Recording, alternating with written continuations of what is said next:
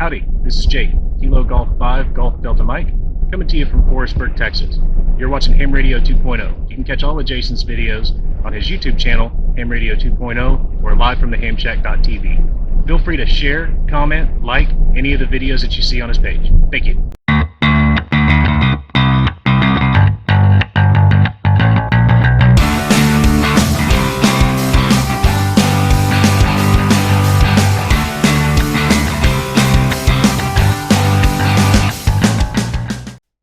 Ham Radio 2.0, episode 66, part 2. This is a continuation of the general class put on by the Hearst Amateur Radio Club for the 2015 to 2019 general class license pool. Each class, technician, general, and extra, upgrades every 4 years. So you've got quite a bit of time. At the time of this video, this is 2016, so you've got quite a bit of time that this general class will be good, valid, and up-to-date on all the question pools. So 73, thanks for watching. Good luck on your general exam.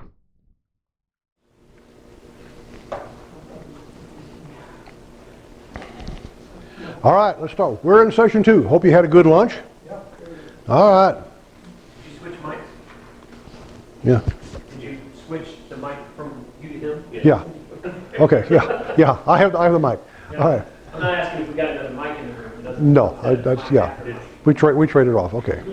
He's going to start. We're in session 2. In session 2, we're going to talk about propagation. When you were dealing with VHF and UHF, you didn't really have to worry too much about how radio waves got from one place to another. It was either line of sight directly, or you went through a repeater. There wasn't too many other things that happened.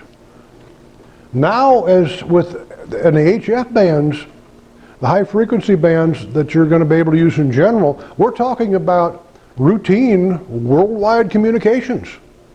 Routinely talking all over the world. With your handheld, you say, well, that's good. I can talk all over my block, or I can talk all over my neighborhood, or if I've got a good repeater, I can talk all over the county. Or if I have my stuff linked together with an internet link, I may be able to talk in several counties or a couple states. But with propagation, unaided by any other mechanical means, you can talk all over the world if you know how it works, and you have to understand how it works. We have the three types of propagation. One's line of sight. That's just about how far you can see.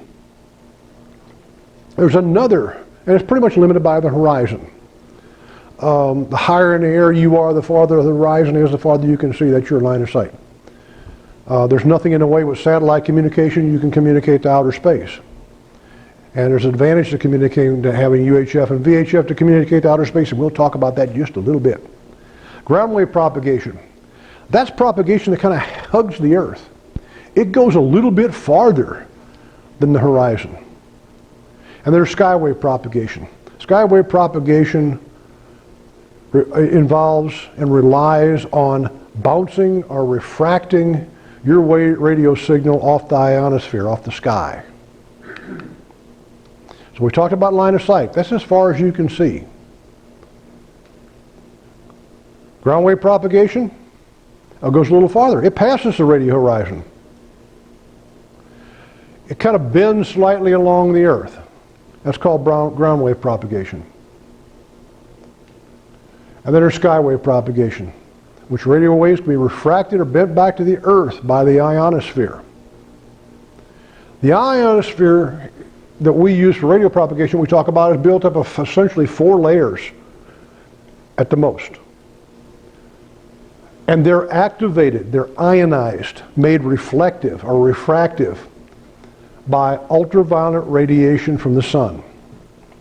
There's layers of gases above the earth. We live down in this layer of gas in which we see oxygen and hydrogen and some nitrogen and things like that we breathe all day long. Higher up there's other gases, and those gases are in layers. And the UV solar radiation tends to ionize those into essentially 4 distinct layers.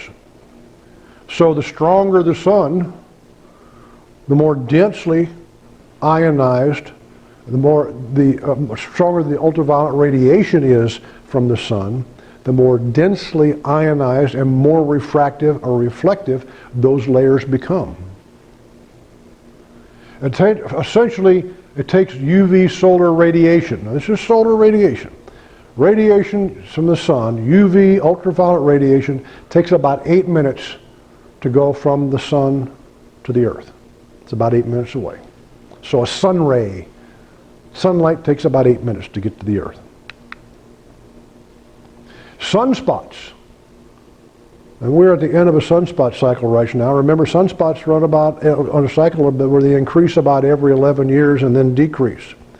Sunspots are indication of increased solar activity and increased emission of the ultraviolet rays. So in periods that we have sunspots, more ultraviolet rays are emitted from the sun, and these layers become a lot stronger, become a lot more reflective.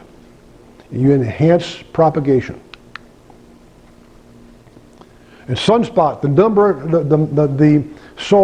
amount of solar radiation, the amount of solar activity is measured by the number of sunspots. It's expressed by the number of sunspots and the number of sunspot groups. That's a method of expressing how active the sun is. During periods of low solar activity, in those times we're in the bottom of the sunspot cycle, when there's not a lot of UV coming from the sun, 21 megahertz and above are pretty much dead. There's not a lot of activity goes on. Not totally and completely dead. Periodically and sporadically, there'll be some emissions, but during those period of times, they're not as pretty much dead. They're not as active. Now, the thing about it is that not all radio waves are reflected or reflected by the ionosphere layers. Frequency makes a difference. Lower frequencies. The layers we have here, I'll just talk about the layers. We have here are the D layer, which is the closest, the E layer, which is the next closest, the F1 layer, and the F2 layer. Those are different distances above the Earth. That D layer, on low frequencies, down around 160 meters in a broadcast band and things like that. Broadcast band's a good example. Broadcast band is down in the kilocycle range. Those are usually, during the daytime, those are usually absorbed by the D layer. So if you don't get a ground wave off of those things, you're not going to get skywave propagation. You're only going to get ground wave propagation because the ionosphere absorbs those. Higher frequency signals, 40 meters, 80 meters, 20 meters is a good example. It's right there in the middle. Those are refracted back to the Earth. Those are good candidates for ionospheric reflection. And those will go quite a ways. Those usually bounce off the F layers, go through the D and E layers and bounce off the F layers. UHF and VHF signals usually just go straight through. They're usually not reflected back by the ionosphere. Now we talk about amateur satellites. You learned about amateur satellites as a technician. How is it that you can communicate with an amateur satellite? Well, first of all, they're overhead. They're line-of-sight communications. They're not past the horizon. The second thing, the ionosphere is not blocking the signal. It's not reflecting it back. So the UHF and VHF signals go right through the ionosphere and reach the satellites. This is part of the game that you're going to learn to play when you're a ham radio general class operator, is what frequencies do you want to use for a specific purpose? Here's the good thing for local communications. Since these don't bounce off the ionosphere, for local communications, UHF and VHF is what is the frequencies of choice, the bands of choice, because you're not getting anything from a far distance away. Why do you think police and fire and public service all are up in the VHF and UHF bands? Because they only want to talk around town. They don't want propagation to move in, and they don't want to hear about New York and Connecticut and Los Angeles. They just want local communications. So when we talked about emergency communications, the best communication, the best for emergency communications, if you want to communicate locally, the best frequencies to pick are UHF and VHF frequencies. If you have an emergency and you want to talk outside of the area, Hurricane Katrina has come and has destroyed all your infrastructure, And you don't have a telephone, you don't have internet, you don't have anything, and everything's busted down, and you need help from outside your area. You need to call somebody in Kansas or Nebraska and get help to come in. Wherever, for example, there may be Red Cross or Salvation Army or FEMA stuff station, you need to talk out of your area. Well, you wouldn't use UHF or VHF, you'd use HF to talk out of your area. You'd bounce it off, either use ground wave or bounce it off the ionosphere. So that's what we talk about, emergency communications, whatever band suits is the best to get the job done. This is what we talk about, the best to get the job done. Exact frequencies vary. In the morning or something in the afternoon, hour to hour, some of this stuff changes, and day to day it changes, and season to season it changes. Propagation is better to some parts of the country at different times of the day, better to some different parts of the world at different times of the day, and different seasons of the year, and depending on the strength of the solar sunspot cycle. During the day, you have an F1 and F2 layer. Using the F1 and F2 layer, and F2 is responsible for almost all long distance communications on frequencies from 1.8 to 30 megahertz. You can refract off the F2 layer and communicate up to 2,500 miles in one skip, in one bounce, up to 2,500 miles away. Not bad. And the thing about it is the Earth itself is kind of reflective. It'll bounce again and again. And you can talk around the world with what they call multiple hops. You can talk to the other side of the world where it bounces back and forth between the Earth and the ionosphere. How do you talk to Australia? You talk to them on the F2 layer. Amazing that's available to you as a general.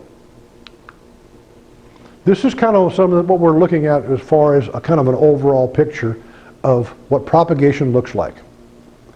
To begin with, you've got a transmitter station and you've got a receiving station on the other end. And we're going to talk about all the stuff that happens in between the transmitting station and the receiving station. Okay. You have you don't have just one signal. It's not like shooting a gun. It's like spraying a hose. You have your signal goes out in any number of directions. You'll have ground wave signal, and that's the one that hugs the ground, goes a little bit past the horizon. Okay. You also have your ionospheric, or what we call sharp path. You also have your signal that goes up, is refracted by the F2 layer, and comes down out here 2,500 miles away. That's called the sharp path. That's directly from you to the next guy. Okay. In between this area, the person that's sitting in here, this receiving station here, is too far away for ground wave. But he's too short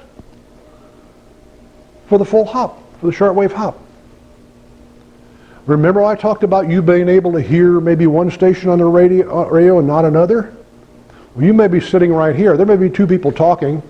Maybe you're right here. Say you're right here. You're hearing one station.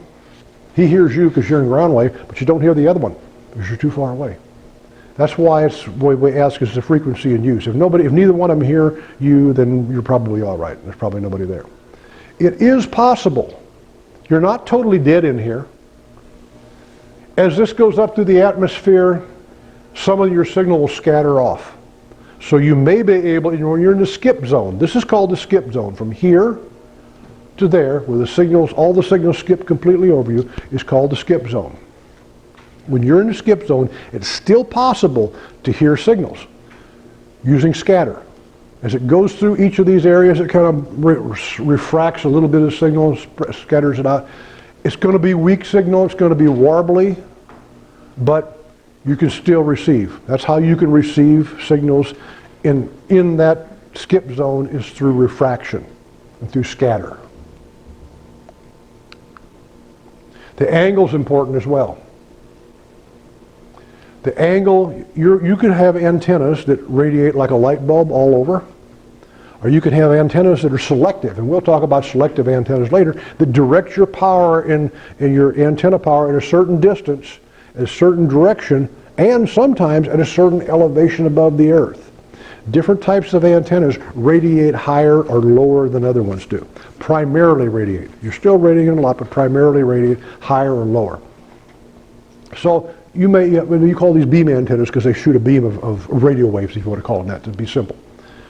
There's the angle in which the radio wave leaves your transmitter depends on how far you're going to talk. A real low angle radiation, you're going to go quite a ways out before trigonometry plays a part. They're going quite a ways out before it hits the ionized layer and comes down to the other station. A little shorter distance, you go a little higher and hit that. Trigonometry again. Still, you can talk shorter by going a little farther. Eventually, if you point this thing up high enough, you're going to blow right through the ionized layer, and it's going to go out in space, and you're not going to get that kind of radiation. The critical angle is the highest angle that reflects signal back to Earth under given conditions.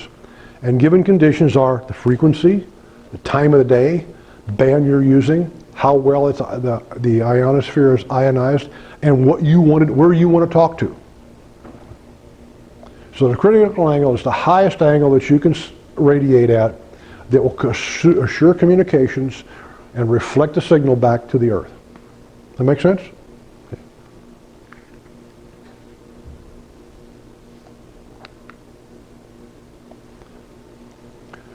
We talked about the layers, the D, E, F1, and F2.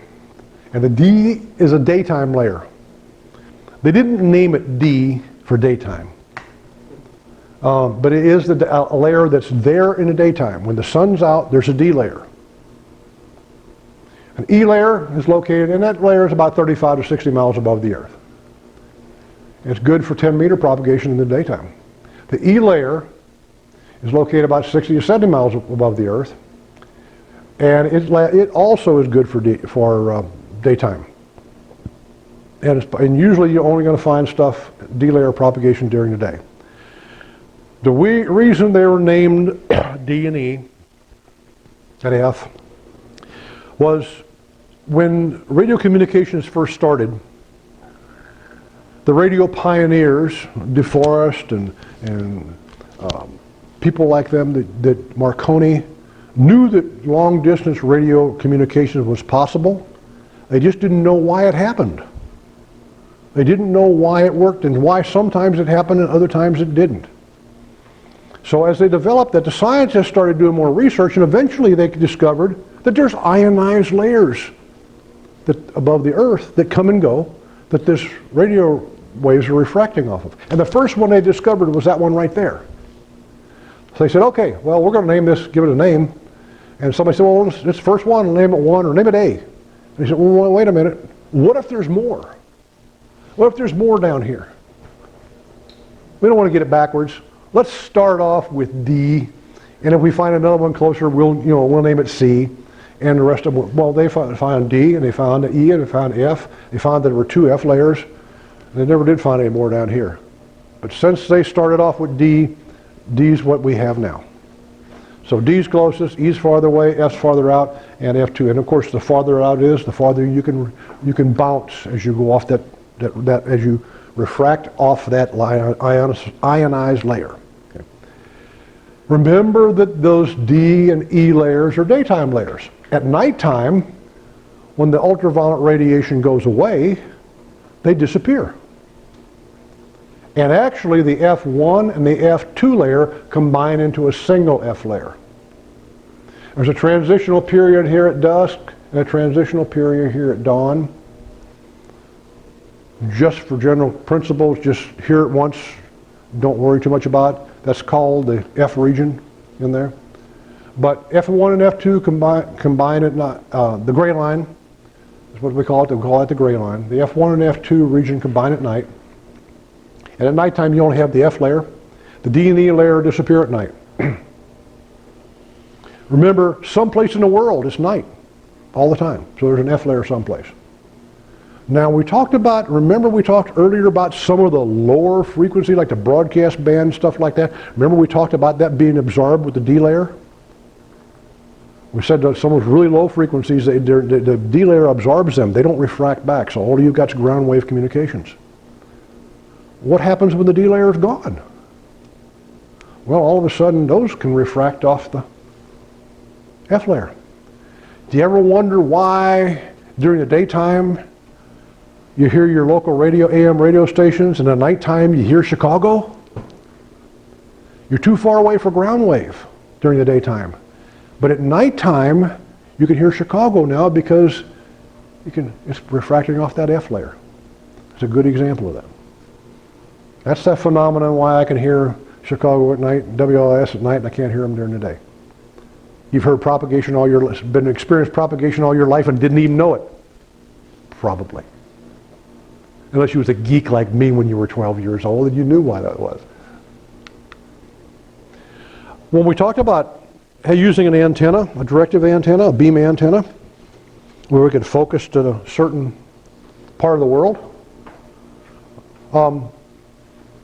we also, not only do we direct it up and down as far as elevation, but if we want to talk to California, for example, we want to focus our antenna to the west, or if we want to talk to some in the other direction, we want to turn our antennas that way.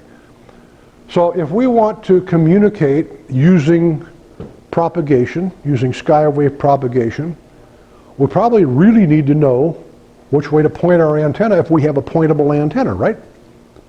If we have an antenna which we can control the direction in which it radiates, the azimuth direction, the 360-degree direction, we want to be able to focus it. We want to know which way to focus it. Well, this is called an azimuthal map. And this map is set up to show you different parts of the world and show you a compass rose around the outside so you know which way to point your antenna. And usually one of those, you can get those on the computer, print one out on the computer that's centered on your home location right here. Let's say we want to talk to Alaska today. Okay? I don't know if you can read the numbers. What compass direction do I want to point my antenna to talk to Alaska? Here I am, it's centered on me. Here's Alaska, it's right up there. That says about 330 degrees. It shows bearing and distances from a particular location. Now, I can also, remember I told you I could bounce something around the world? I could bounce off the ionosphere, back down to the Earth, back off the ionosphere, back down to the Earth. Remember we told you that point in time it's night somewhere else in the world? Well, I may find out that my best path is not going directly this way. My best path is to go around the backside of the Earth. Go the long path. What's the long path to Alaska? Long path to Alaska is going to be about 150 degrees. I can try turning my antenna the other direction and taking advantage of the fact that it may be night on the other side of the world to make a long bounce. Use the long path. So it helps you determine which way to orient your antenna for short path and long path. Isn't propagation cool? Also, there's a difference between sunspots and solar flares. Sunspots, ultraviolet radiation. Solar flares are the result of coronal mass ejection of radiation particles. Okay, it's a geomagnetic when it hits the Earth. Now these take 20 to 40 hours. A CME, the energy from a CME, which is magnetic information, will take about 20 to 40 hours to reach the Earth. So we get a little warning on that if we have one. It's usually a big burst comes out of the side of the sun. When this radiation reaches the Earth, it causes what's known as a geomagnetic storm. It's a temporary disturbance in the Earth's magnetic field, or the envelope that goes around the Earth, called the magnetosphere.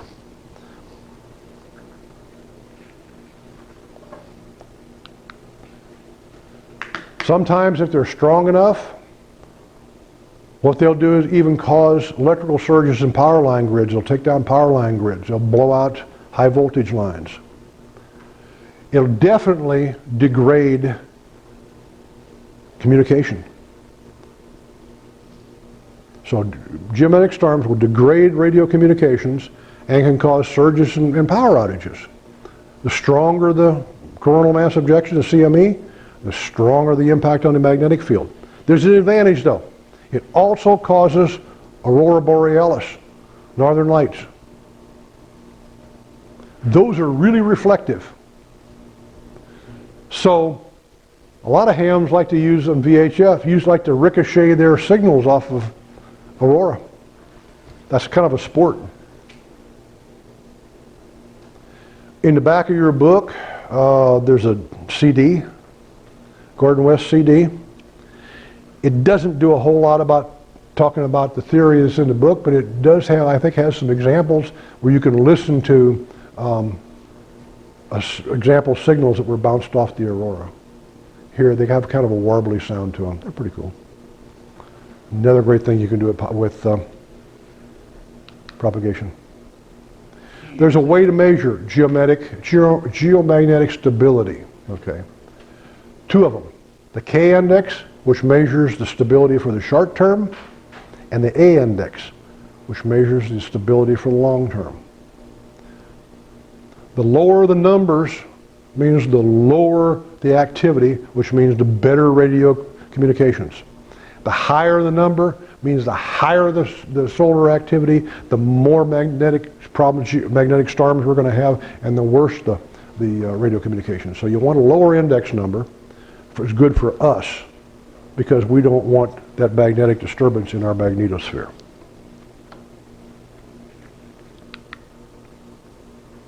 Maximum usable frequency. At any given time of the day, the ionosphere is going to be in a particular condition. It may be very reflective. It may not be very reflective. It may support communications on some frequencies well, and it may not support communications on those other frequencies as well. That depends on the season, how much sunlight we get, the solar conditions. But this is measured, maximum usable condition is the maximum frequency, the highest frequency that will support communications between two given points under existing conditions. This afternoon on 20 meters, what's the highest frequency I could communicate from here to Wales? That's the question. What is the maximum usable frequency I can use? What's the highest frequency I can use today, right now, this time of the year, this time of the day, to communicate from here to Wales? That's what the maximum usable frequency is. So it depends on where you're at, the direction. The direction means whether or not you've got F layer only or F1, F2 layer, whether it's daylight or not in that area, between the two areas. The time of the day, the season, whether or not we've got a lot of sunspots. How can you tell? Now these are published online. I mean, you can get these online. The information is available. Information is predicted. But how can you really tell? The way you can really tell is on the band that you want to listen for beacons. Beacons are radio stations that are all over the world that transmit nothing, just a signal. It may be a voice signal. More likely it's going to be a code signal. Their locations are known. Their power is known. And it's real simple. If I'm on 20 meters and I hear a 20-meter beacon from Wales, I can probably talk to Wales. If I can't, I probably can't.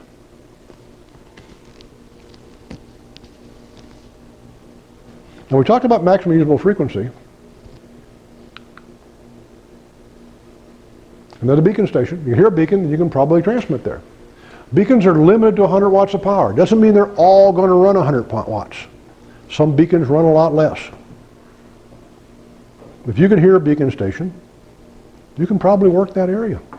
And that's what their job is to provide you with some sort of guide on when the bands are open to a particular area. We talked about a maximum usable frequency, the highest frequency that will support communication between 2 points.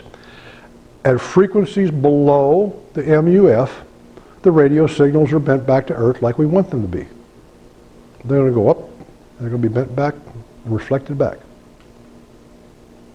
The lowest usable frequency, that's the lowest frequency they'll support communications under the same conditions. At frequencies below the lower low LUF, the ionosphere is going to absorb those signals completely. So what happens if the LUF, the lowest frequency, is greater than the MUF? No HF communications anyplace over that path. Over that path. Maybe a different direction, but over that path. So if the LUF is here, and the HUF, which you thought would be here, is now down here, there's no communications between the two. Review. Which of the following amateur radio high-frequency frequencies are least reliable for long-distance communications during periods of low solar activity?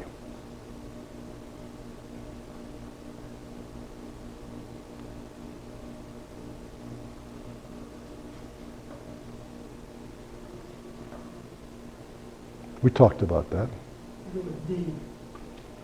You are correct. Remember me talking about 20 meters being a really popular band?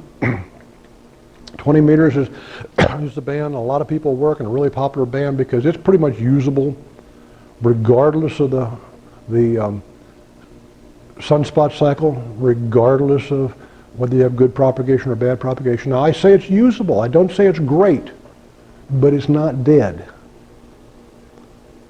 Anything, now remember, higher frequency are smaller meter numbers or shorter meter numbers, so anything above 20 meters, 15, 12 meters, 10 meters, are not going to be that reliable for communications during low solar activity. They're still usable from time to time. Turn on 10 meters and listen to it, it sounds dead, all of a sudden you'll hear a bunch of people talking. Then later on you won't hear anybody talking at all. 6 meters is a really popular, but people call it the magic band. It's either dead or it's really alive. And people love that there are people who just work nothing but 6 meters, I think, because one day it's dead, the next day they talk all over the world, and 20 minutes later they're all gone again. They love it. It's sport. What's a geomagnetic storm? Sudden drop in the solar index flux, a thunderstorm which affects radio propagation, ripples in the ionosphere, or a temporary disturbance in the Earth's magnetosphere. The answer to that question is magneto. Yeah, that's a way to remember that one. I still don't see a ripple. Ripples in the ionosphere. Somehow, there's a website someplace called Ripples in the Ionosphere. I can't remember where it is. What does the K index indicate? The relative position of sunspots on the surface of the sun, short-term stability of the Earth's magnetic field, the stability of the sun's magnetic field, or the solar radio flux at Boulder, Colorado.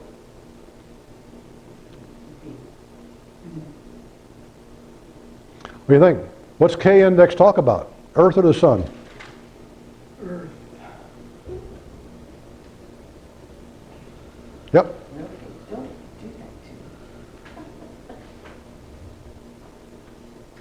That's right.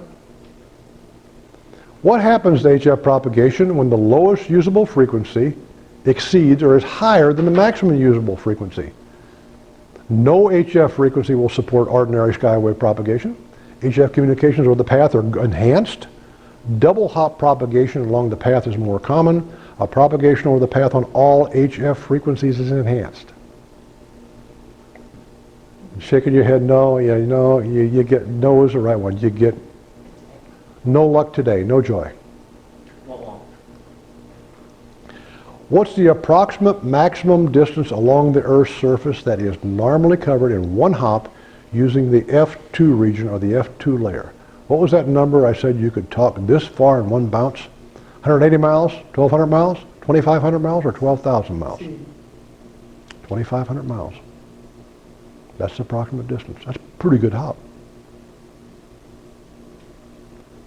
What does the term critical angle mean when used in radio wave propagation? It's the longest path azimuth of a distant station, the sharp path azimuth of a distant station, the lowest takeoff angle that will return a radio wave to the Earth under specific conditions, or the highest takeoff angle that will return a radio wave to Earth under specific ionospheric conditions.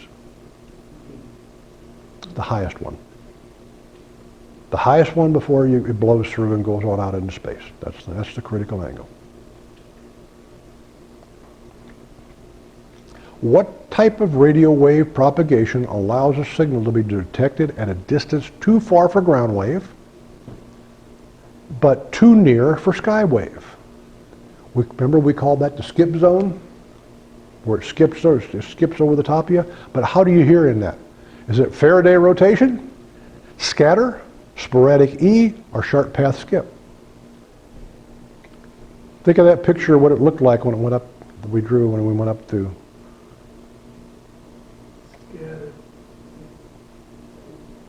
As it goes up through their layers, some of it scatters off and sprinkles back down to Earth. Why are they usually weak? Those scatter signals, why are they usually weak? Only a small part of the signal energy is scattered. Signals are scattered from the magnetosphere, which is not a good reflector. Propagation is through ground wave, which absorbs most of the signal, or propagation through the ducts in the F region, which absorb most of the energy. Only a small part of that energy. You're only getting a small part of it. That's why it's weak and warbly sounding. Which of the following is the purpose of a beacon station, as identified in the FCC rules? Observation of propagation and reception, automatic identification of repeaters, transmission of bulletins of general interest to the amateur radio licensee, or identifying net frequencies. What's a beacon station do for you? It tells you how good the propagation is when you can receive that signal, how good propagation is wherever that beacon's at. Who pays for those? You know, in the old days they had lighthouses to warn ships of they're coming on the rocks. Just like repeaters, hams like you and I. Just a public-minded individual Yeah. willing to pay for that. Yeah. Somebody wants to say, I got a beacon. Have you heard my beacon? I know a guy, every time I see him, have you heard my beacon on 10 meters? Yeah, I heard your beacon, but I had to be within 20 miles of it before I could hear it. Yeah, I heard your beacon. Sounds like a pickup line. Yeah, yeah, exactly. Yeah, that's what you do when you go in ham nightclubs or ham bars. A pickup line. You heard my beacon? Good idea. Yeah, good pickup line. Yeah, there's a limited number of places you could use that pickup line, though. Use Yeah. at your own risk. Yeah. How is a directional antenna pointed when making a long path contact with another station? Towards the rising sun, along the gray line, 180 degrees to its sharp path, or towards the north? C. 180 degrees is opposite the sharp path. That's a long path. Which of the following describes an azimuthal projection map? A map that shows accurate land masses, a map that shows true bearing and distances from a particular location, a map that shows the angle at which the amateur satellite crosses the equator, or a map that shows the number of degrees longitude that an amateur satellite appears to move above the western at the equator of each orbit. Boy, that was a nasty one at the end. I didn't even get all the words in that one. It's A or B because there's no satellites involved. Right. Well, remember that map was kind of an odd projection too, so it doesn't necessarily show accurate shape of the land masses. Yeah. So you're right. By process of elimination, B, the true bearing and distance from particular location to another location. Discussion. So two things. Starts out with a microphone. This is why I point my hand. Starts out with a microphone. The microphone's job is to take your voice, the pressure of your voice wave, and convert that to electrical signals, that analog, and convert to analog electrical signals. It's pretty weak when it comes out of the microphone. So the microphone has an amplifier, a group of components grouped together that forms the function of the amplifier that amplifies that signal. What happens if you turn that amplifier up too far? Overdrive the next stage, you're going to get splatter. Okay, that's what this part is, and the ALC works in here to try to keep you from, try to level it out. If you say something real low, it tries to boost it a little bit for you. If you talk too loud, it cuts it down a little bit for you to try to keep you from overmodulating, undermodulating. It goes into something called a balanced modulator. You have an oscillator. Where does that RF frequency come from? We talked about that center frequency. Where does it come from? There's an oscillator in here that generates that RF carrier. It goes into a balanced modulator. The balanced modulator combines that RF carrier with that voice signal to give you your carrier and your sidebands. Okay? The voice is your sidebands and the carrier's in the middle. You go into a crystal filter, another group which takes that carrier and throws it away, and takes whatever sideband you don't want and throws it away. And now you've only got the sideband coming through here. You've got that one sideband coming through. It goes into an IF amp and increases the signal sideband signal, because all these are pretty low level signals right now. You go into an intermediate frequency amp, which increases that enough that you can drive that RF amp. It does two things. It increases the signal, and it also keeps this circuit here from this amp and this circuit here from loading down this circuit. Okay. But the RF amplifies it to a usable level called a driver level. That would be also called a driver. And it goes into the radio frequency amp, and the radio frequency amp amplifies it to the final power level that you're going to transmit, whether it's 5 watts on a QRP rig or 100 watts or whatever it is you select. And once that signal's amplified, and that's still that single sideband, what you've got, pumps it into an antenna, and that antenna radiates it out in space. That's about as simple as we can get it. That look pretty good? Okay.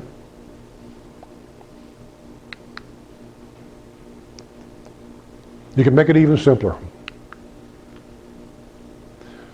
What we call this here, the mic amps, also a speech processor. It increases the intelligibility of the transmitted phone signal.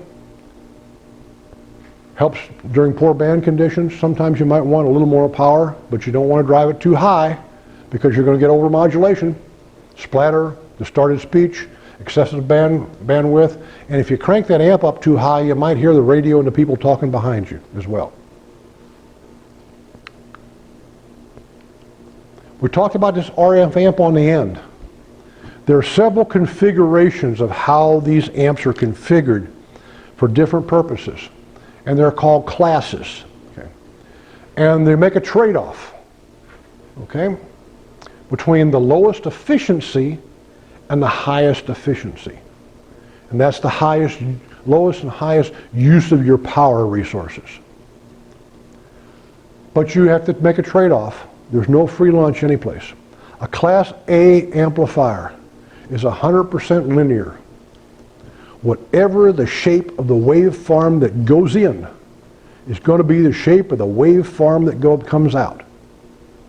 So for AM, it doesn't distort it, it doesn't change it, it amplifies it 100% linear, 100% accurately.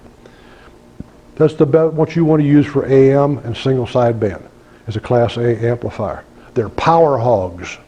They're not efficient. It takes a lot of power in to get power out.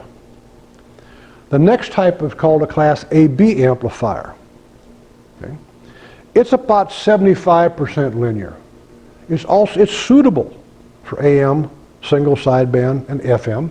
It's suitable. It doesn't give you a completely accurate signal, but if you've ever heard a single sideband signal, you probably don't care what the fidelity of that signal is. Okay? You just want to make sure that it's intelligible. Class AB amplifier is about 75% linear. It's suitable for AM, FM, single sideband. It doesn't use as much power. You get more power out versus the power you put in, the voltage and current you put in. Class B is about 50% linear. More efficient. Takes you less power to generate the power you want out of your RF amp. It's about 50% linear. It's suitable for FM. It works pretty good for FM. FM is pretty broad banded. It is surprisingly robust for FM. And the last one is Class C. Very, very poor linearity. It doesn't duplicate the signal that's coming in very well. But on CW, you don't care. All you're doing on CW is turning the carrier off and on. So for CW, it's a great amplifier. It's very, very efficient. It uses very little power. The ratio of power in to power out is fantastic. So that's a Class C amplifier. Now these RF amplifiers usually come in these four, this is the four major classes of RF amplifier. That's the one that takes that final signal and pumps it out to the end, amplifies it to the highest power you're running and sends it out through the antenna. How do we express that? How do we express amplifier efficiency? How do we talk? We talked about efficiency. How do we express that? Well, it's the RF power out versus the DC power in. How much does your power supply have to put out? How much does it have to give up to get that 100 watts out of that amplifier? RF power out versus the DC power in equals efficiency. For example, class amplifier I'm running, I got 50 watts out to my antenna. I had to put 125 watts DC in to get it. 40% efficiency. But I probably got a really nice looking signal. That's probably a Class A amplifier there. Well, I had to put a lot of power in to get a little power out. Yeah. So the waste is heat. Yeah. So they run hot. Yeah. That's where Class A's are very hot. Yeah, that's absorbed within the circuits and usually shows up as heat.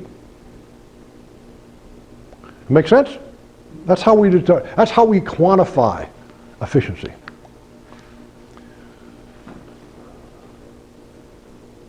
This is, you won't see this unless you buy an old boat anchor, is what we call the old HF transceivers, the ones that had a lot of tubes in them. They call them boat anchors because they're so heavy. And there's a lot of mass in those things, big transformers and everything, high voltage transformers. Unless you run one of those, you'll never have to do what's called tuning the final. However, if you're going to run a linear amplifier, if you're going to take 100 watt and want to use 1500 watts out, there are very few affordable linear amplifiers or RF amplifiers available for ham radio operators that are solid state that you don't have to tune. The affordable ones still use vacuum tubes on the end, and you have to tune them. And they have to be tuned up. So you tune them up by the plate and the grid. We're going to talk about plates and grids in a little bit when we get to vacuum tubes. But how you tell them where you're tuned up is a dip in current. When you're measuring the current going through the grid, which controls the amplification, when you adjust it to the point where you've got the lowest amount of grid drive in there, which is the lowest amount of power going in, it means you've got the amplifier tuned to its maximum output power. Okay? That particular amplifier. That's what you want to do. You want to use the littlest power in and the most power out. So you dip the grid current in the amplifier, and that indicates that it's operating in its most efficient method, that there's a minimum input current to get maximum output power.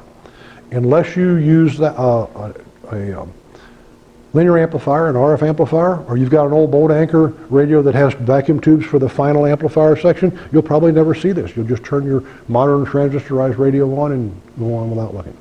But this question's here because there are hams that want to run full power, 1500 watts. And full power is nice. The thing about full power, what did I tell you about distance? Well, you can't really transmit any farther, okay? You might be able to hear you better, but more power out doesn't mean you can hear the other guy better. Just because you're talking louder doesn't mean you can hear them. That makes sense? Okay, so the thing you have to think about a linear amplifier is, what good is it if they can hear you and you can't hear them? The whole idea is to talk back and forth. I'm not deriding linear amplifiers. I'm not deriding RF amplifiers. I'm just saying, look at the practical side of that. What would make you hear them better? Probably a more efficient antenna would make you hear them better. If you got a more efficient antenna and you're concentrating more of your power in a given direction, then you probably don't need a whole lot more power than what it takes for them to hear them and you to hear them. Them to hear you and you to hear them. Nothing wrong with a linear amplifier. There's a lot of applications. Think about the other things before you jump to the tendency of saying, ooh, more power, you know. Like Tim the Handyman, more power.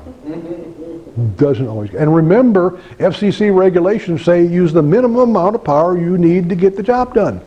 How many times did that come up as a question on the technician exam? Doesn't mean you can't use this. Doesn't mean there's a lot of applications you can. Just practical. Think about the practical side of it. Talk about transmitters. We talk about alternating current waveform. Alternating current is a current that cycles back and forth from 0 to negative to positive, back to 0 again. Or from 0 to positive to negative, back to 0 again. That's a full cycle. There's several measurements of that when it comes to voltage. From the top of that peak to the bottom of that peak, when you measure voltage, is called voltage peak to peak. That makes a lot of sense, doesn't it? If you only measure half of it, that's volts peak. Later on we're going to rectify that and we're going to take the bottom part off, so we're interested in voltage peak. However, voltage peak is not real voltage. The real usable, I'll say real usable voltage. Not the equivalent of DC. 100 volts peak is not the equivalent, AC is not the equivalent of 100 volt peak, 100 volts DC. See how skinny this waveform gets up in here? How fat it gets down in here? Well, you're not getting that same uniform amount of power, voltage, all the way through here.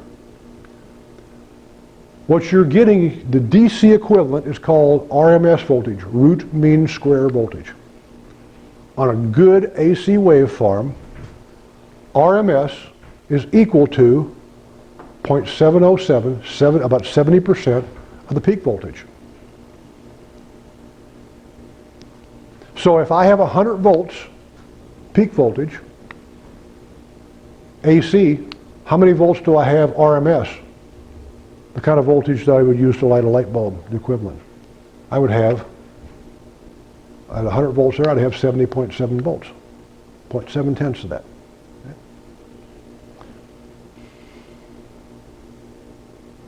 So, if we want to look at volts peak equals what? Volts peak is volts peak to peak, because we're going to be using only half of this when we convert this to DC later. Volts peak is half of volts peak to peak, right? So it's volts peak to peak divided by 2. And the RMS of that volts peak to peak is volts peak times 0.07. So I got 200 volts peak to peak. I've got 100 volts peak. I've got 70 volts RMS. So it makes sense, a little more sense to us when we get into power supplies. DC equivalent of a 200 volt peak to peak waveform is 200 divided by 2 times 0.707, which is 70.7 volts RMS, just like we talked about.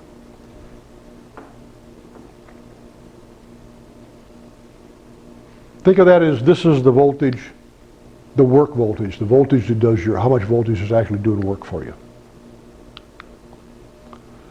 How do I look at this stuff? How do I look at these waveforms now? I've got all these waveforms we've talked about, RF and AC and all this stuff. How do I look at them?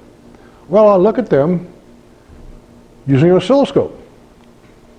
Oscilloscope is a device that measures time in the horizontal axis and amplitude in the vertical axis.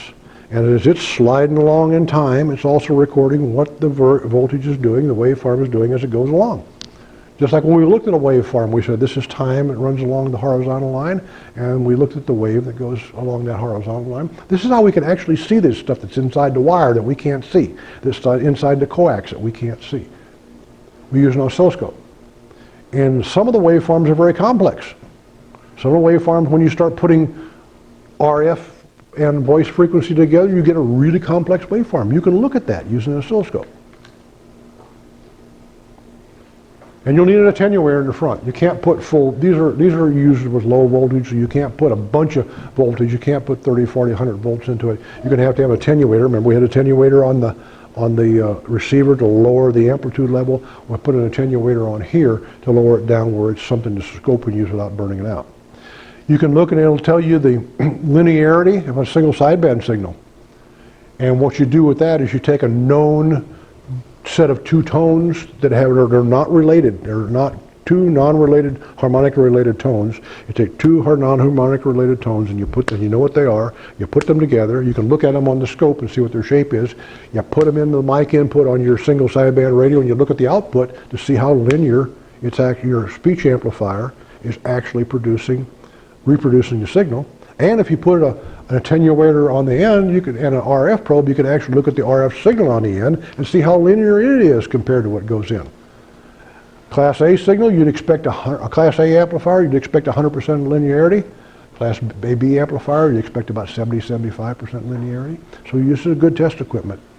Use an oscilloscope to look at waveforms, to check linearity of your signal, and use a two-tone test generator with the oscilloscope to see how non-harmonically related signals, to see how well your speech amplifier is performing. We talked about different kinds of modulation. Amplitude modulation. You may remember this from your tech. Amplitude modulation is based on the strength of the signal at any given time. Louder voice signal, higher peaks. Lower voice signal, smaller peaks. When you talk, you've got a really complex waveform of high pitch, high tones, and high. I talk louder, it goes higher. I talk softer, it goes lower. So when I talk, that waveform, when it's superimposed on the signal, is created by increasing the strength based on the strength of the signal and the shape of the signal coming in. So when my voice frequency changes, it changes the height as it goes across the top. And the highest one's going to be called the peak. So we got time, and you got amplitude. Changes the instantation amplitude of the RF wave and to convey information is what it does. By making it stronger in amplitude or strength or less in amplitude and strength. That's amplitude modulation, what we call AM. We also, what you're used to on your handy-talkie, is called frequency modulation. And in frequency modulation, the amplitude stays constant. And depending on the waveform coming in, the intelligence coming in, it actually shifts the frequency back and forth. AM sticks on one frequency and makes it stronger or smaller. FM has a center frequency and it wobbles the frequency back and forth to convey that information.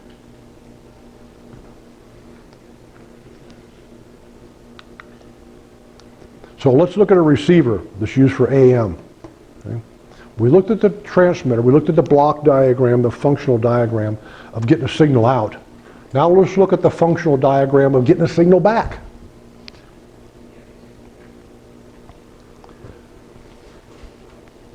Radio wave. Very minuscule radio wave comes in that antenna. Very, very small amplitude. We've got to do something with it. So the first thing we do is we want to increase the signal strength so we can use it. When we increase that signal strength, sounds good.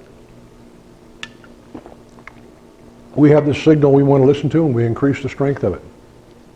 We'll get everything that comes along with it too. All the noise that's out there, we get that too. We increase that. So we're going to take that whole bandpass and we're going to increase that signal. But it could be strong enough for us to use. Now we put it into a mixer. Okay. We take what's called a local oscillator at a very low frequency.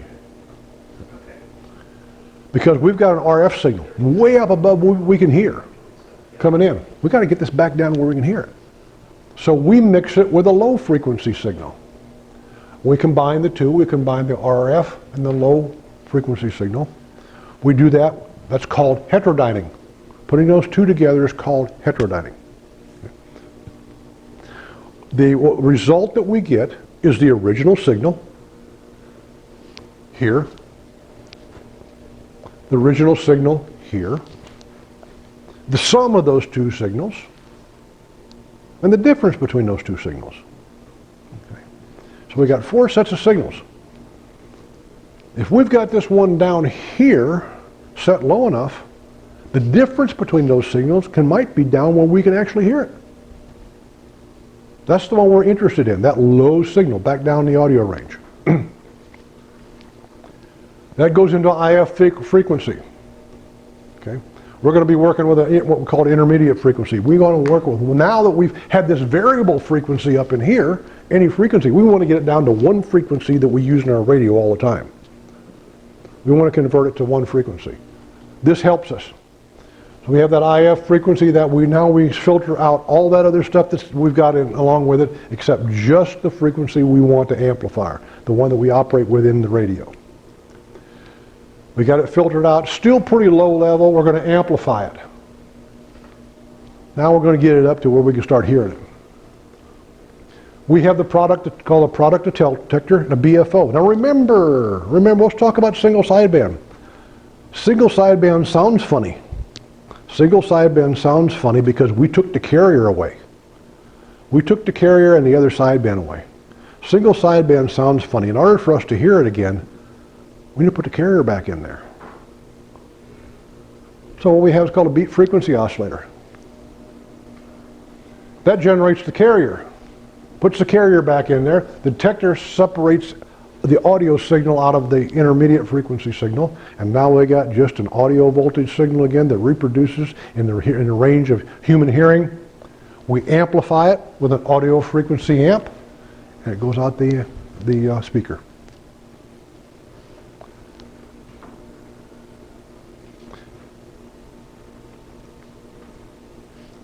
That's a generic single sideband receiver. It can be made a lot simpler too. Actually, to receive a signal, all you really need is a mixer, the local oscillator to get this thing down to some signal level that we can use, and a detector to strip out the RF. Remember crystal radios? That's how almost like crystal radios work, but you had to have a set of earphones because it wasn't loud enough to hear. Not very selective at all. You get a whole bunch of stuff. You might get 5 or 6 stations at once. It's not very sensitive, and it's not very selective, but you can actually receive something on something that simple.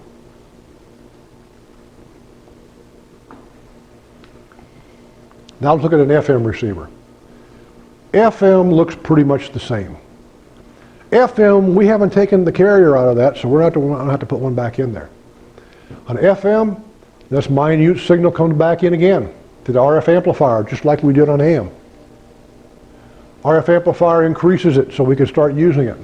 Again, we heterodyne these together. We put these two frequencies together to get 4 as a result. Two original frequencies, the sum of the two frequencies and the difference. And when difference is what we're interested in, we select a low frequency oscillator again that gets that frequency down low enough, down to the range we can almost hear it. We get rid of the rest of them with the IF filter. We filter out all the rest of them and get one frequency that we can use throughout the rest of the radio that's not variable. It goes into a limiter. If you remember, there are no peaks. There are no peaks on FM. FM solid amplitude that varies back and forth.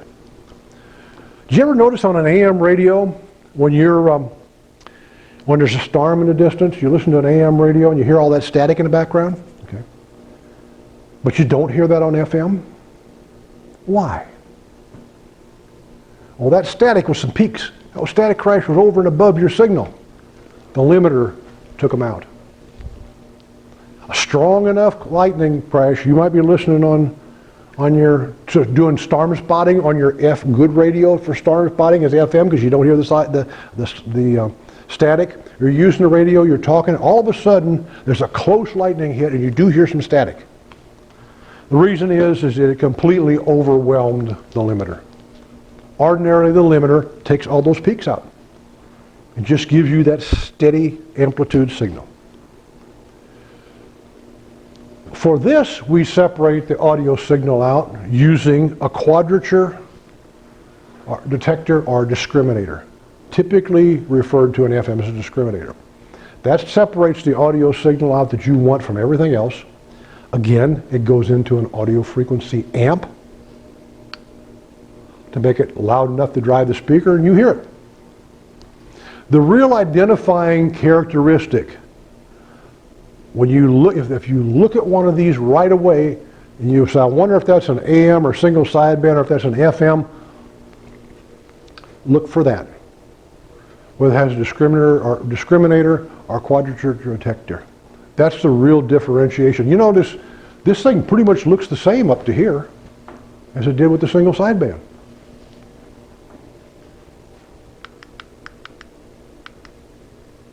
See how these are all the same? Mixer, local oscillator, IF filter.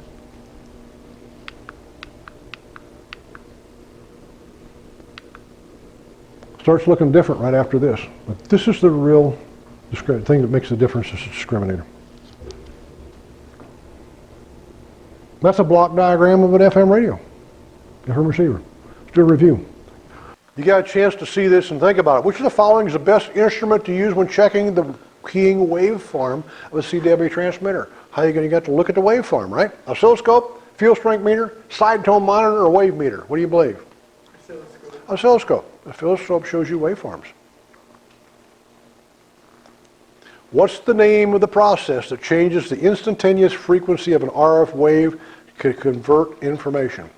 Frequency convolution, frequency transmission, frequency conversion, or frequency modulation? What do you do with an RF signal? Do you convert it, transform it, or do you modulate it? Modulation.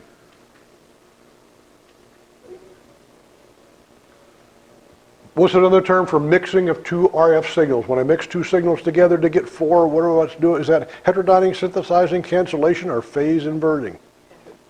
Heterodyning. Y'all ever remember listening to old shortwave signals? I remember when you tuned across there, you heard all this squeaking and squalling and stuff like that. Well, what you were hearing was heterodynes. You were hearing your receiver was broad enough, it was picking up a lot of signals at once, and you were hearing several signals mixing in with one another at the time. That's why all that squeaking and squalling, that's why it changed as you turned the dial. A double, you know, whenever you're running two people trying to talk in your ear at once, the heterodyne. Mm-hmm. Super heterodyne. Yep. Yeah, how can you tell? I mean, I hear you guys say, I think I got two at once. You Is it will just 'cause you hear, heard part of one and part of another? what you'll hear is, you'll be able to hear two people, but you'll hear you kind of hear the voices, but at the same time you'll hear like a wow, you know, it's a distinct sound that when two people are trying to talk at the same time. I mean, it's just a funky sound.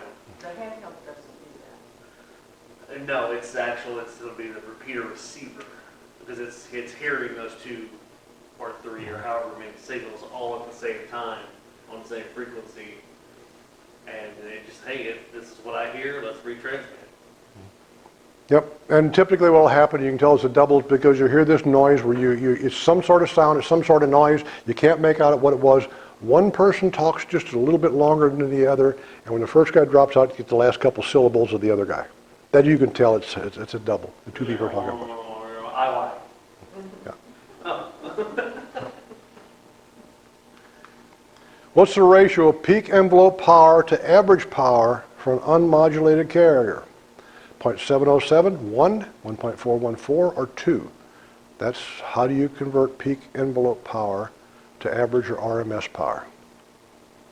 What's that magic number? Right, 0.7.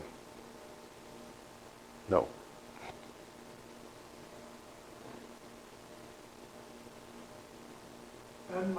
Unmodulated. I'm sorry, that catches me every time.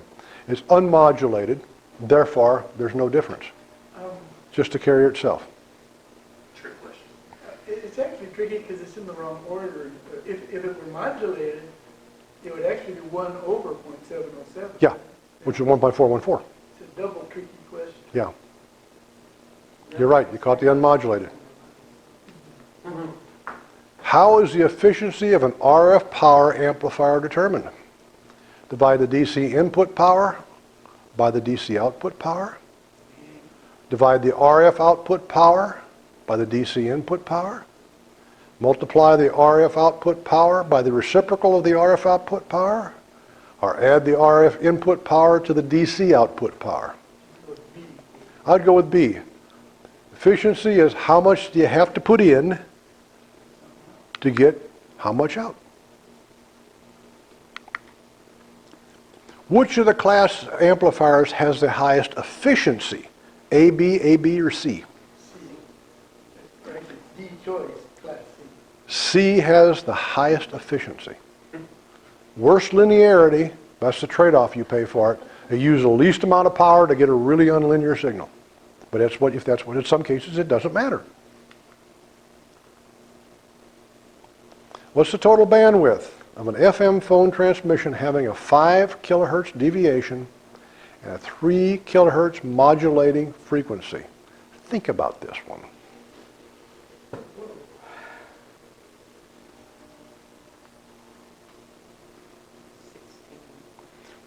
Think about what the waveform of a modulating signal looks like, and think about the deviation, which is the width, how much the FM signal wobbles back and forth, and you're going to put this on top of it. Think about it.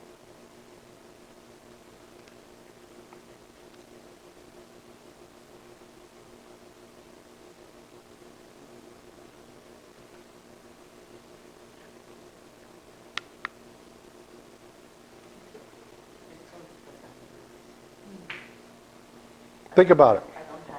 Okay, here's how we got it. 5 kilohertz deviation. 5 kilohertz back and forth. Total of 10, right? Your modulating frequency is above the line and below the line. That 3 kilohertz is only the 1/2 of it. So it goes back and forth 3 kilohertz either side. It goes back and forth 6 kilohertz. So you have 10 kilohertz of deviation, and you stick 3 kilohertz on either end of that. So you get 16 kilohertz.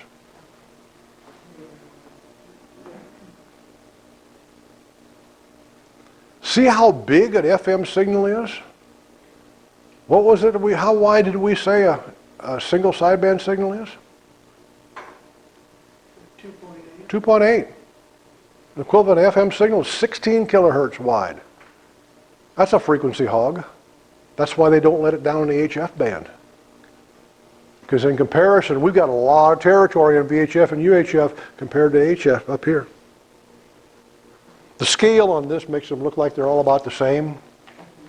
But if you really did this to scale, you'd find out that here's 70 centimeters, here's 220, here's 2 meters, here's 10 meters, here's 20 meters. You know, that's a real frequency hog.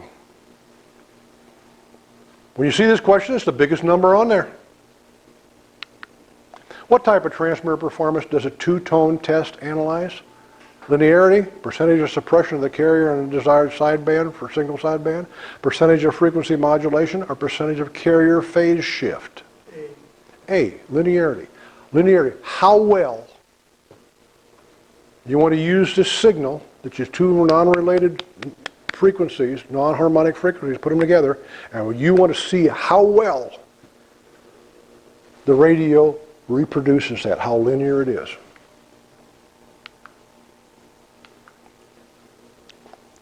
What's the simplest combination of stages to implement a super heterodyne receiver? That little simple receiver we had, how many pieces were there? RF amplifier, detector, and audio amplifier. RF amplifier, mixer, IF discriminator. HF oscillator, mixer, detector. HF oscillator, prescaler, audio amplifier. Let's look for some words first that we never used before and throw those ones out. Prescaler, never heard of it. We didn't talk about prescaler. Let's throw that one out.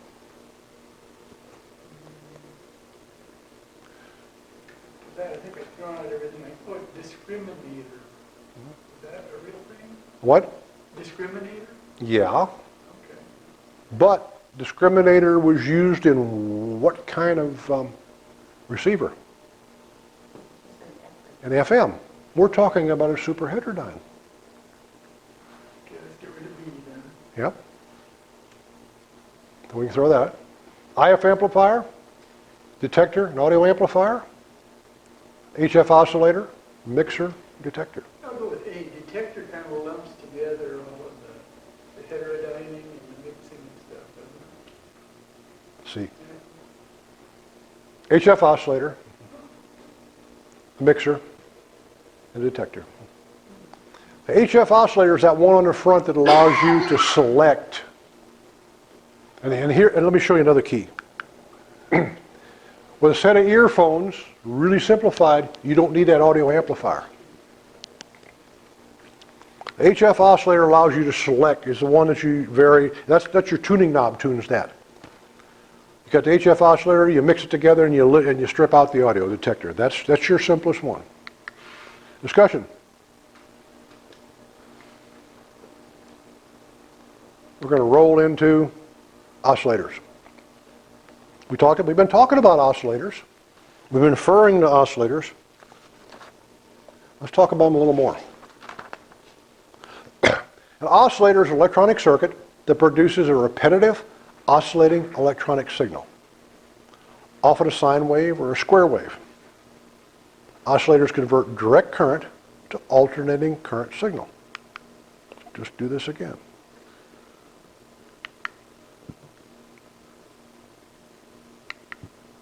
It's got a feedback loop. It feeds some of the amplification here back into this again to cause this to oscillate. That's an operational amplifier, an op-amp, operational amplifier. An operational amplifier is an analog device. It's not digital. It amplifies.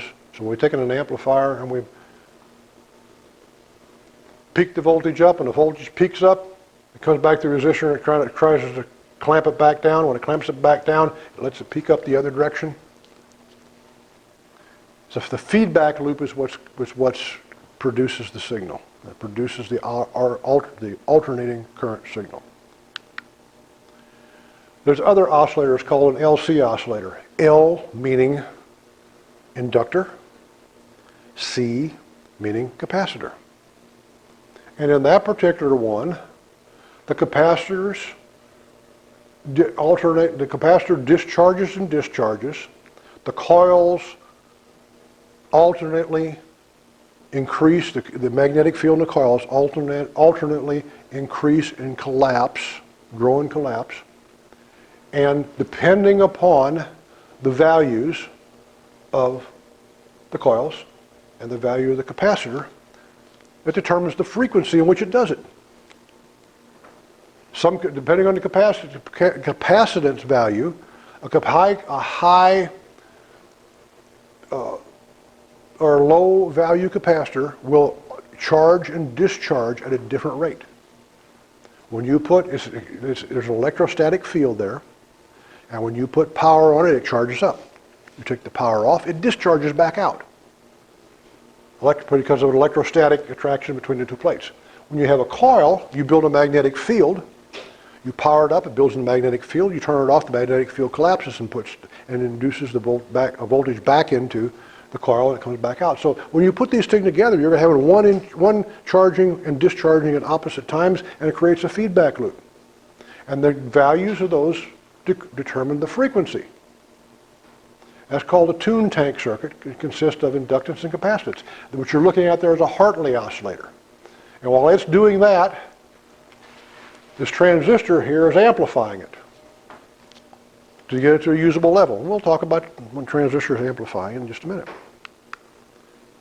Y'all remember the vacuum tube? Good old vacuum tube. We're talking about a triode. A triode, the vacuum tube, has three major operational components. The cathode, the grid, and the anode. And inside of there is going to be a heater. Okay? Sometimes the cathode and the heater are the same. Sometimes the heater is inside of the cathode, or they call it a filament. The cathode emits electrons. The anode, the plate, attracts them. There's a glass envelope in there to take the air out, because air is an insulator. Air is a real good insulator. So good that you can walk by that socket, and because there's air between you and that socket, that electric voltage won't jump out and get you on the leg. So we've taken the air out of this so that there's no insulator in here, so that the electrons can freely flow from the cathode to the anode. And they flow through this little screen on here. The little screen is called a grid. You can look at this. If you peek up inside of it, you can see the heater, you can see the cathode on the inside, and you can see the plate, and there's a little screen grid inside of it. Now, what's that grid do? Well, depending upon, remember we talked about dipping the grid, putting voltage in the grid. Electrons are going to flow. Filament heats the cathode, which causes it to give off electrons using thermotic emission. Okay, those electrons are going to flow through the grid. They're going to be heated. They're going to flow through that grid, just like you see there, to the plate. Depending upon the voltage that we put on that, we can either cause them to flow very well, or we can restrict their flow. We can enhance their flow, or we can restrict their flow, depending on the level of voltage. The grid controls the amount of electrons flowing from the cathode to the plate. How is that of value to us? How is it of value to have something that does that? Well, it's of value because now you can take a great big voltage, a really high voltage, and put it here on the cathode. And you want that voltage to go to the plate. You can control it with a very small voltage on the control grid. So you could have a signal that has microvolts here on the control grid, but you can control kilowatts or kiloamps going through it. So now if I want to amplify a signal, I take this little signal. Remember when we talked about amplifiers a while back? I take this little signal and I put this very small signal on this here coming in, and I supply a lot of power here, and I can get a duplication of that signal by how that grid is biased, is controlling at any given time. So I can put a small control voltage on that grid and control a big voltage, a lot of current going from the cathode to the plate. I can also shut it completely off. I can use it as a switch. I can use it as an amplifier. I can use it as a switch. I can also make an oscillator out of it too. So I can use it for several things. I can use it for a switch to turn stuff off and on. I can use it as an oscillator to oscillate. I can use it as an amplifier to amplify. Multifaceted device. Now we talked about capacitors. Remember, capacitors are two opposed pieces of conductive material with some kind of insulator in between. Dielectric could be air. Funny, that looks almost like the symbol for capacitor, doesn't it? Well, yeah, there's some capacitance inside that tube, inside that vacuum tube. We have a second grid called a screen grid that we can put in here that reduces that capacitance. The screen grid suppresses the capacitance between the control grid and the plate. If we already have an amplifier or an oscillator, remember our oscillator we talked about that's composed of capacitors and inductors? We don't want to add another capacitor to the show. We've already got the ones we want. So we're going to put a screen grid in there, which is a second grid, which helps to suppress, it hides that plate from the control grid.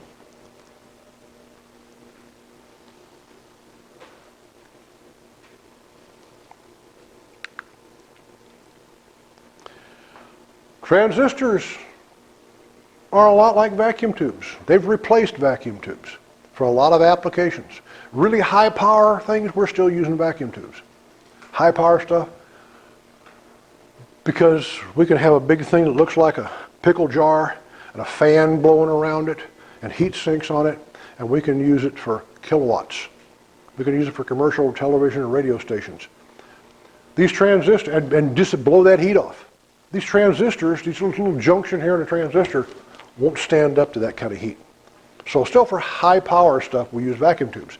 In the old days, we used vacuum tubes exclusively for high power and low power both. Now for low and medium power, we're using transistors. There's a direct comparison between the transistor. The cathode is where the electrons flow out of, and they're flowing to the plate. And when they flow to the plate, we put the signal control grid here, varies the amount that gets through. On a transistor, we're going to look at a field transistor here in just a second. Just a second. The source is equivalent to the cathode. The drain is equivalent to the plate. So we got the source of electrons coming in the source and going out the drain. And we modify them. We all regulate them with the gate. That kind of makes really, the terminology makes a little more sense than cathode, anode, and plate here, because we're talking about a source, where it's coming from, a drain, where it's going to, and a gate, the thing that shuts it off or lets it in and out or modifies it. So a transistor is a solid state equivalent of that, and those are that's a similarity between the two: source, drain, and gate versus cathode, control grid, and plate. You're on.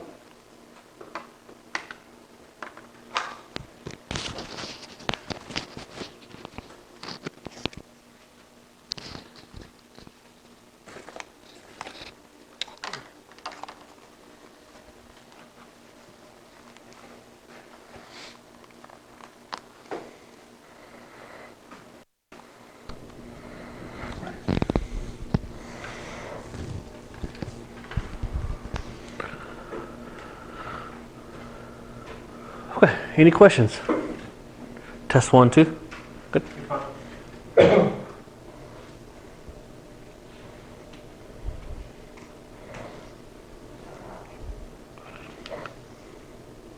Okay, so this is what's called a digital logic gate. Basically, you have two states. It's a binary gate, basically on or off, depending on, let's see here, I think one of these animates, depending on what type it is. So you on, or this one could be, the input would be on. If both of these, this is an AND gate, so both of these are on, and your output is also going to be, both will be on also. There's also a NOR, or not OR.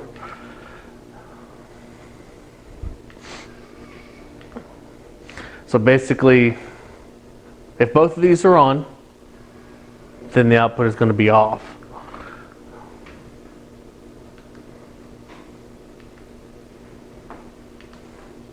The output of a NOR gate is low when either or both inputs are high.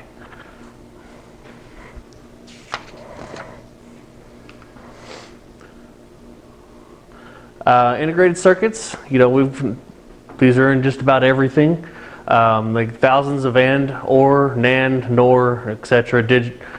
Digital circuits are combined into a single large scale device.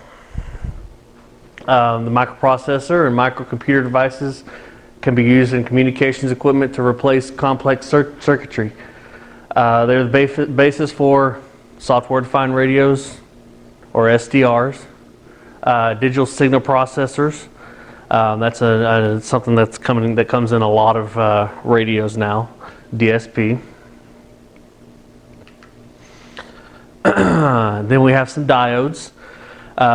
Basically, what a diode does, it's used to control the flow of electrons in a certain direction.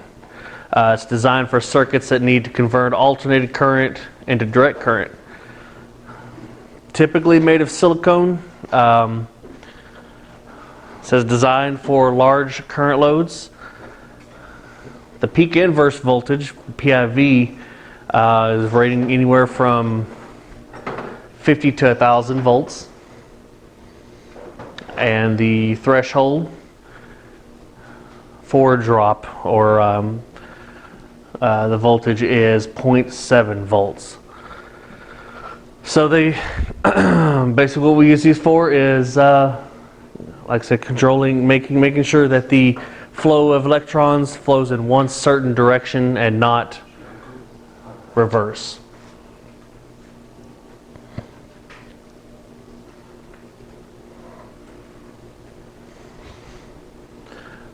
Now if you see the little silver line right here, shows you which direction the electricity will flow through that. So this one will go straight through like this. Rectifier diodes are another kind, but do the same thing.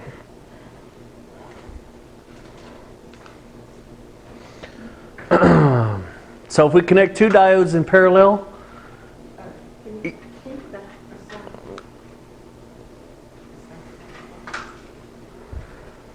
What do we have here? this is a silicone diode, and that is a resistor. So this is what we're looking at right now. And if you look at you can see the little silver line right there. That means that the electricity or electrons will flow this way through it. Resistor, resist flow. That will come. We'll get to that here pretty soon. If we connect two diodes in parallel, it increases the current handling capacity. Let's see, series resistors limit an individual diode from carrying more than its share of the load. Basically, it balances out power going through each.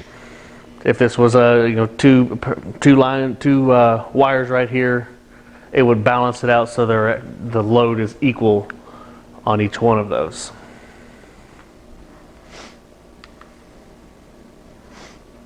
Small signal diode usually are very, very tiny, made of germanium. They're typically clear. They almost look like a fuse. Good for high frequency radio or audio signals. Designed for small current loads. They're very, very small compared to even what you see right there. They can handle about 100 milliamps or 200 milliamps of current, and their threshold voltage is about 0.3 volts. If you go more than that, then they will typically blow or not be able to withstand basically the back pressure is what that is for. And we've all seen LEDs, light emitting diodes. So you've got your anode, your cathode, input, output, and the way that these work is basically just studied this the other day. Oops.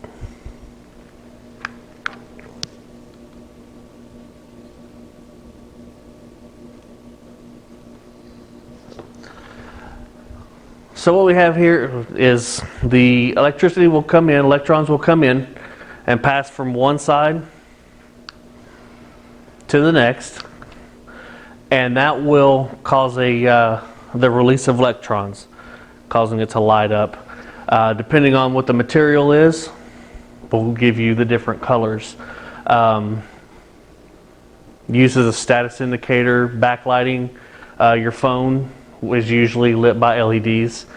Very, very low voltage, low current consumption, and another one, typically a very long life cycle. I mean, upwards of 100,000 hours sometimes.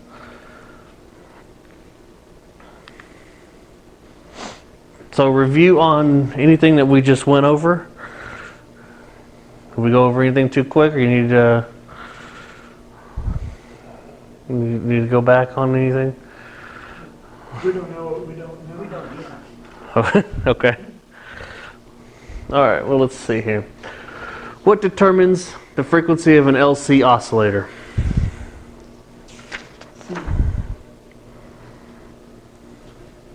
C, you said? Yeah, the inductance and capacitance in the tank circuit. Which element of a triode vacuum tube is used to regulate the flow of electrons between the cathode and the plate?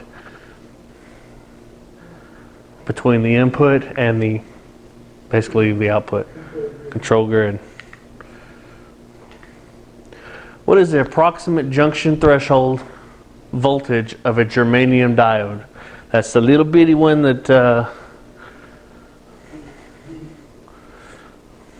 yes, 0.3 volts. And then the larger ones, I don't know if it's gonna, the larger one was 0.7. Yes, the silicone one. How is an LED biased when emitting light? D? Forward biased, yes. What are the basic components of virtually all sine wave oscillators?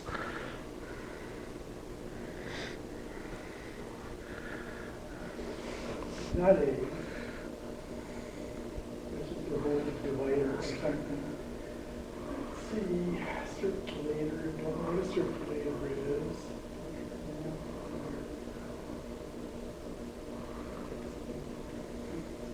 I'm gonna go Which one? D. D? Yes. Filter and amplifier operating in a feedback loop. Which of the following solid state devices is most likely a vacuum most like a vacuum tube in its general operating characteristics? A bipolar transistor, a field effect transistor, tunnel diode, or a varistor? D. Which one? Field effect transistor. D. Yes, B. Discussion. Clarification. If you come up with some questions while we're doing this, feel free to ask anytime.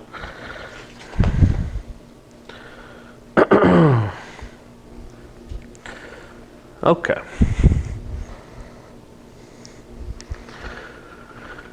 So we're going to talk about a few power supplies here, how they basically work.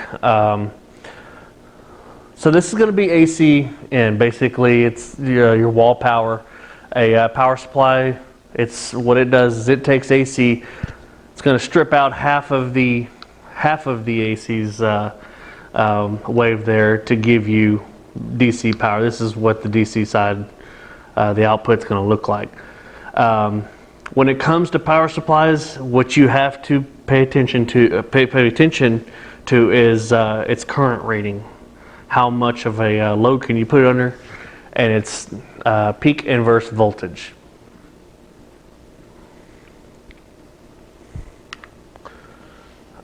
This is a diagram of a half-wave rectifier.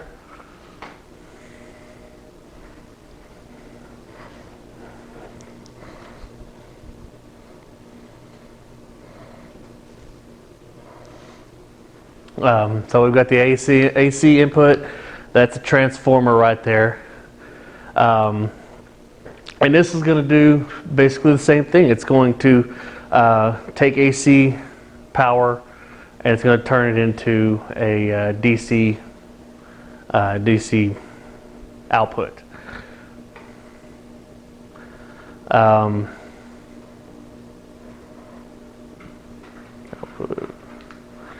And then a full wave rectifier.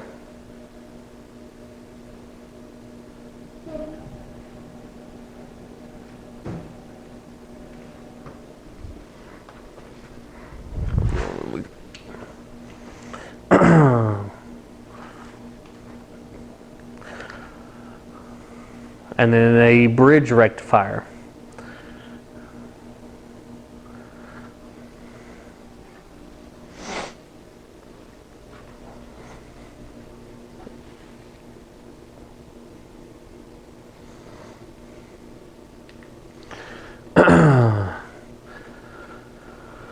So this is showing what we talked about a minute ago. The top one is going to be essentially two diodes, two resistors to equalize that load across the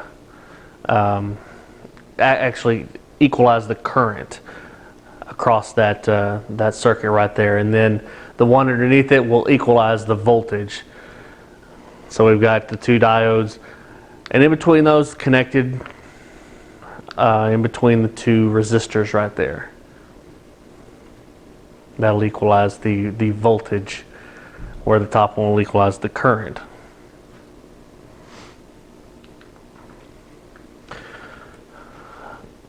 Now this is a power supply filter. So this is going to be input from the rectifier circuit. The DC is a pulse, because once we strip out the bottom part of that AC voltage, it's basically a pulse. And between the capacitor right here, which is going to act like a filter, and then a bleeder resistor, its output will be a smooth DC output current instead of a one that's pulsing as it comes out of the actual rectifier itself. The bleeder resistor, you will oftentimes see that if you've got your power supply there and you turn off the power, you'll see the power light stay on and then it eventually will fade. That's discharging all that extra power. That way, you don't have, if for some strange reason you need to open it up, it has drained off that power in there, and you would be able to work safely. Then a switching power supply. This is it's more common. You see a lot of these switching power supplies because they're smaller. I mean, you can get them very, very small, lighter weight, higher efficiency. But the drawback of them is they can produce a lot of noise, especially older ones. We've got a couple of power supplies here. This is an analog power supply. It's kind of the one you saw up there just a minute ago that has a transformer in it, has a capacitor in it, has some voltage in here, some stuff in here to regulate it. That's called an analog power supply. That puts out about 5 amps, handles about 5 amps. It's big, it's heavy. If you can see the big capacitor here, you see the bleeder resistor across the capacitor. There's a bleeder resistor across the capacitor. When you turn it off, this thing doesn't stay charged. This is a switching power supply. Big heavy thing, 5 amps. Small light thing, 35 amps. Goodness. What's the capacity for this guy? Is it Oh, gosh, I have to look at that. That's probably taped under here someplace. I can't see. They probably put a piece of tape over the top, over the top of it. Probably about I'm gonna guess 470 microfarads. and this guy's real light? Yep. Does it have a transformer in it? No, It doesn't. no, it doesn't have. Because of to- the switching. It doesn't. What it doesn't do, it doesn't take the voltage and load it down. Chris is going to tell you how that works. So it's going to use a switching oscillator to generate the AC voltage. AC voltage in to a bridge rectifier. Make that take from AC to DC. The capacitor, the filter capacitors in here, clean it up. It's going to take that pulsing out. Goes into some transistors here.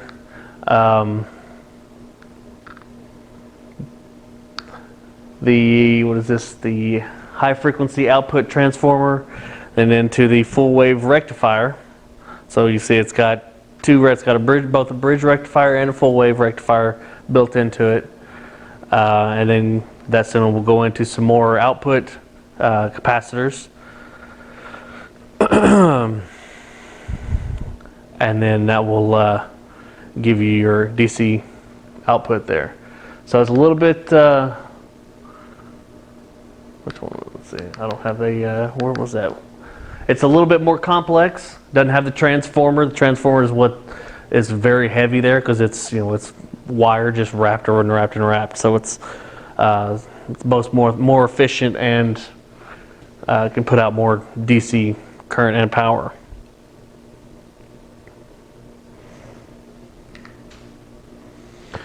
So the next thing that we heavily use in amateur radio are batteries.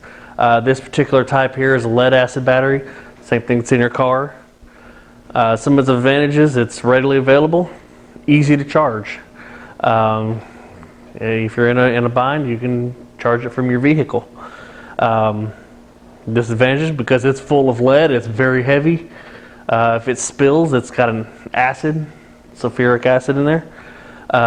When you charge it, it gives off hydrogen gas. So if you're going to use this as a power supply in your house, make sure it's well ventilated because it does give off hydrogen. The faster you charge it, the more hydrogen it will give off. And the faster you charge it, you can actually hear it boiling inside of it while you're charging, and that's the hydrogen gas coming out of it. Usually used in automotive, marine gel cell, or absorbed glass mount. Excuse me.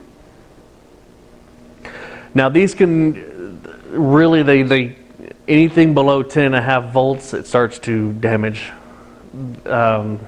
It will damage these lead acid batteries, and you're taking the risk of it not being able to charge back up. They're not designed to be dropped way down and then brought back up. What's their starting volt? In like your car, Yeah, is it 12? it is 12. Generally, a healthy battery will be about 12.5 volts. Now, when you start your car, if it's a new battery that's in good shape, it'll probably drop down to about 11 volts. But once it starts getting down to 10.5, it's starting to either just become an exhausted battery, or there's something going on. Your charge is not where it needs to be to start.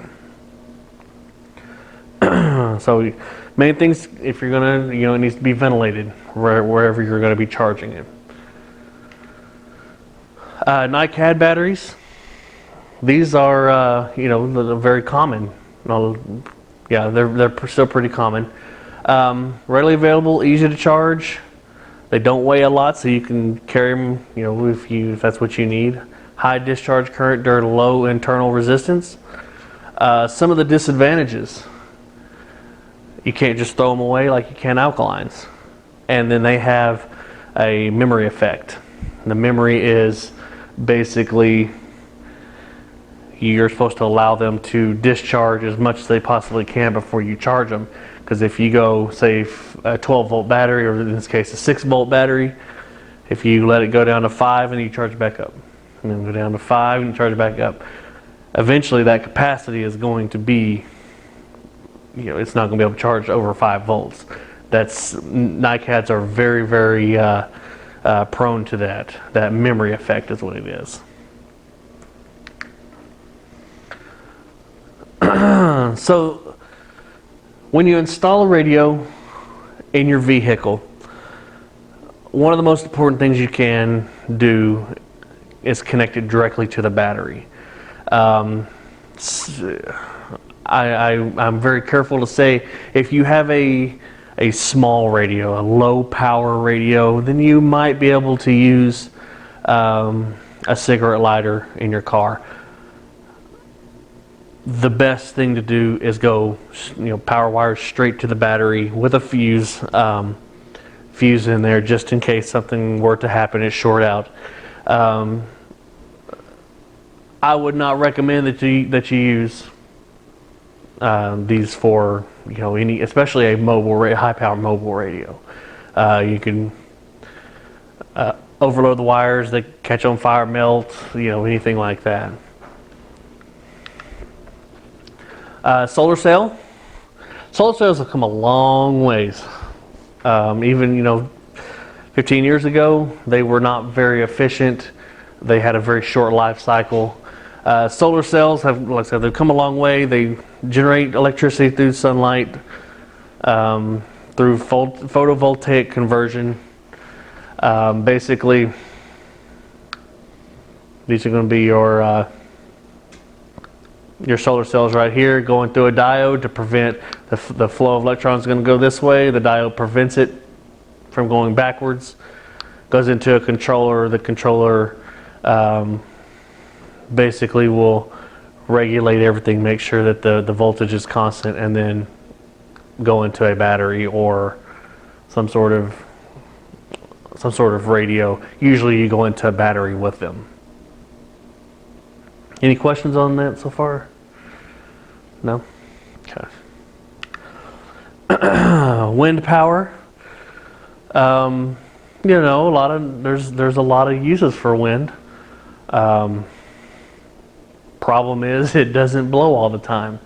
Unless you're way up in the air, they're taking that chance of it blowing and stopping, blowing and stopping, and then you'll go into the controller, help clean it up, and then they'll use that to charge your batteries. Usually have a large bank of batteries because it's just not blowing all the time. So we talked about resistors, and that's what you have right here. This is a 5 ohm resistor, which 5 ohms is not a very, very much resistance compared to some other circuits. So we're going to connect all these in series. Now, when you connect them in series, you're basically taking the sum of all of these. So there's your battery, R1, say it's 47 ohms, R2, 10 ohms, and then R3, 500 ohms. You're taking the value of all of those added together to get 550 ohms. So just adding all those together. R1 plus R2 plus R3 equals your resistance value. Resistance in parallel. This is a little bit different. So here's your battery right here. Going to be in parallel 1, 2, 3. And the way we calculate this is we're going to take R1 down here. Let's see here. Resistance R1, 1 over R1 plus 1 over R2 plus 1 over R3. And then all of this divided by 1. So as you can see here, 100 plus 100 plus 100 in series. All three of these in series, even though these are 100 ohm resistors, because they are running in parallel, the actual value is 33 ohms.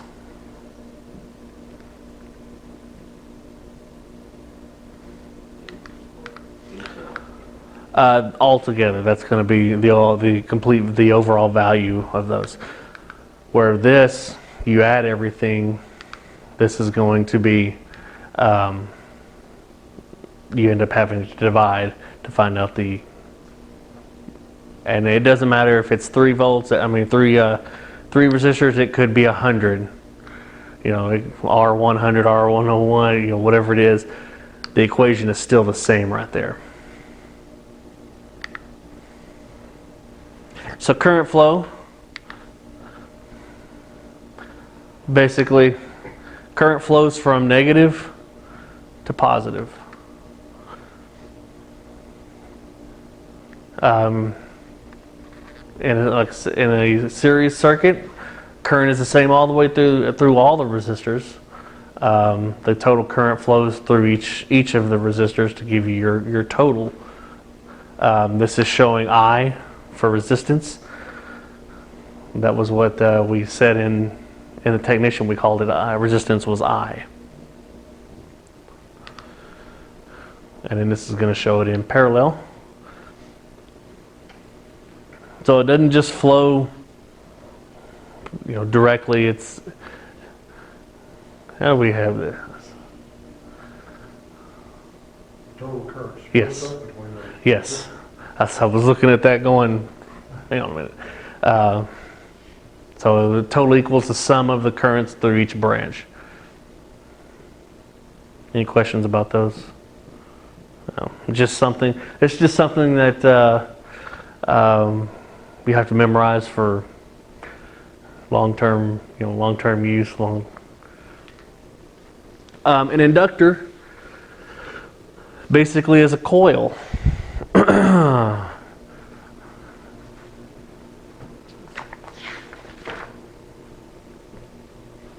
Mike's going to show you what that is. Where we have capacitors. Capacitors store energy in an electrical energy. An inductor stores, basically it's measured the same way. It stores energy in a magnetic way. So it stores energy magnetically as compared to electrically with a capacitor. Those are the main differences. They are both measured in henries. So don't let that confuse you. We use inductors frequently in antennas because it will basically, you can go from an antenna, say on a mobile, you can go into an inductor or coil, and it basically tricks the antenna into thinking that it's a lot longer than it really is. It resists changes in electrical current passing through it. Consists of a conductor wound into a coil. When current flows through it, energy is stored temporarily in a magnetic field. Think of it as an electromagnet. If you put an iron bar through it, then you would basically have an electromagnet.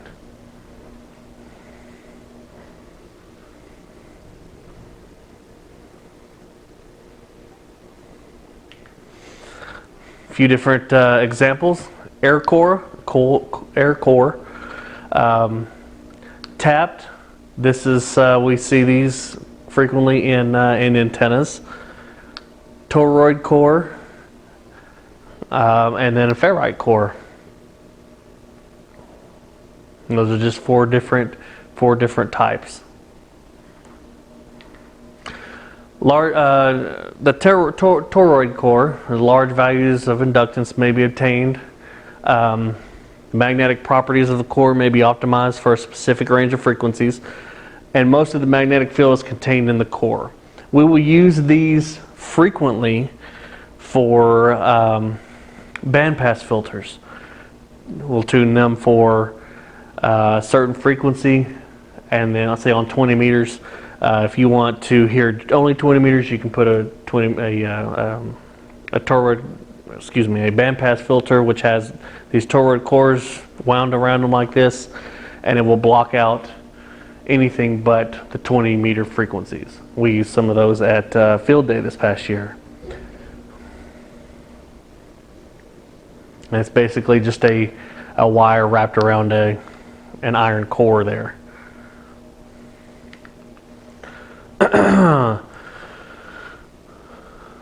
So reactance is the opposition to current flow in an inductance. Reactance in an inductor decreases as frequency decreases.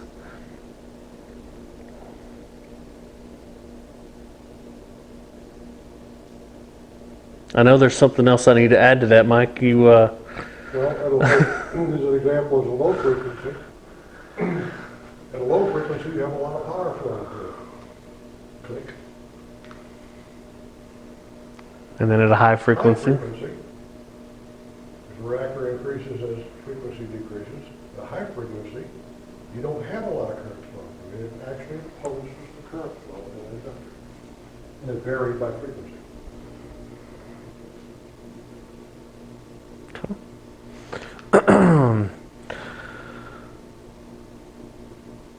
So inductors have a magnetic field, expands and collapses.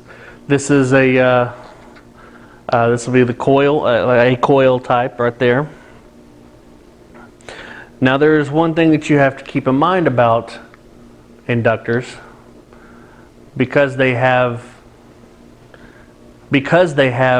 magnetic fields, one of the things that you have to do is whenever they're going to be close to each other, you have to keep them basically at right angles to them. That way they don't couple with each other. Down here in the corner is an example. In this circuit, you can see that they are basically 90 degrees. That way they don't magnetically couple and throw the entire circuit out of whack. Inductors in series, just like a resistor, all of them are added. L1, L2, and L3 will give you the sum of the value of those. The inductors in series combine the same as resistors in series. Whereas inductors in parallel are just combined the same as resistors in parallel.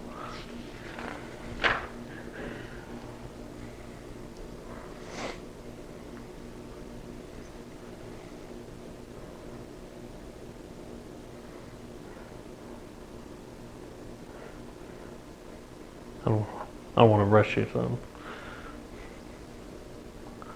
And again, that's just one of those things that you can keep in the back of your mind of how they work. So some of the test equipment we have, multimeters. One on the left is an analog. One on the right is digital. Each kind of has their own advantage. Analog, the displays are not going to be as precise. Trends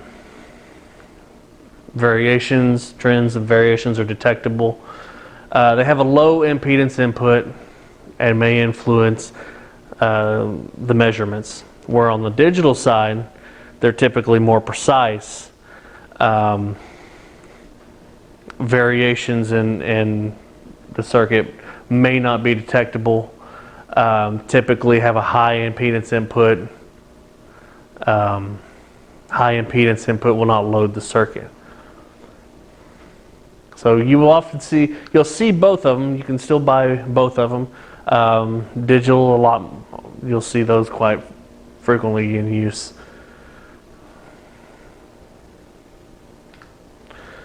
Okay, review. What is the output waveform of an unfiltered full wave rectifier connected to a resistive load? A series of DC pulses at twice the frequency of the AC input, a series of DC impulses at the same frequency as the AC input, a sine wave at half the frequency of the AC input, or a steady DC voltage.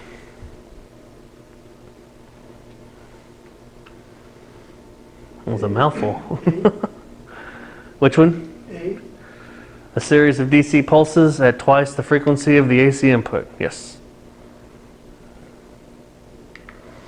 Which of the following components are used in a power supply filter network? Diodes, transformers and transducers, quartz crystals, or capacitors and inductors? Yes. Capacitors and inductors are quite frequently used as filters and to balance out power. What is the minimum allowable discharge voltage for a maximum life of a standard 12-volt lead acid battery? C, yes. 10.5 volts, you don't want to go below that. If you believe that you're going to be going below that, you might want to look into a deep cycle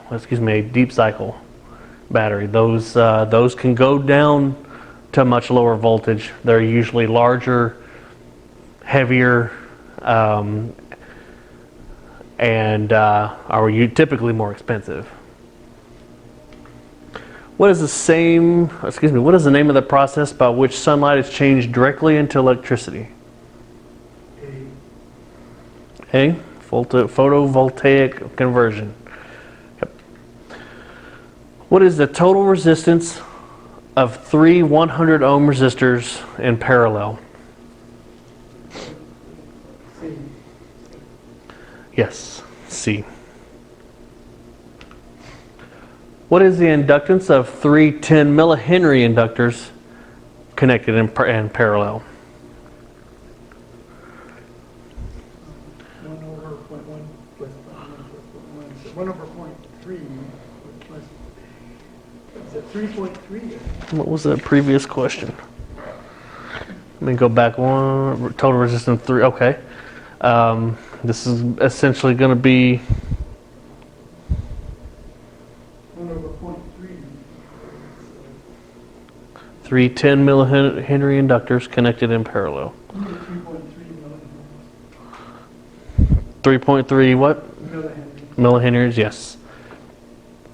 Use the same equation for resistors in parallel as you do inductors.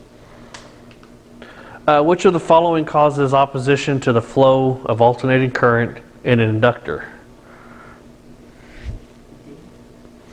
D. Yes, reactance. How does an inductor react? How does an inductor react to AC?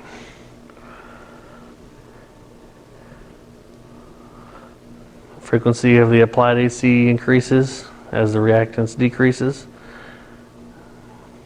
AC increases as the reactance increases.